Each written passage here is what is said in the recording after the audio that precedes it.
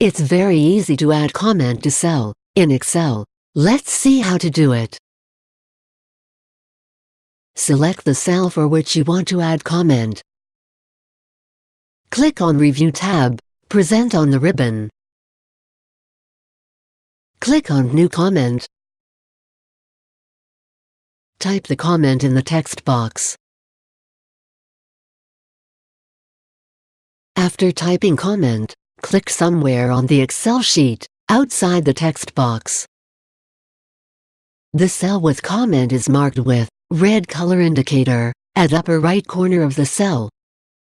Place the mouse pointer on marked cell to view the comment. To check out more tech videos, click here. To subscribe GuruAid channel, click here. For instant tech support, call GuruAid toll-free numbers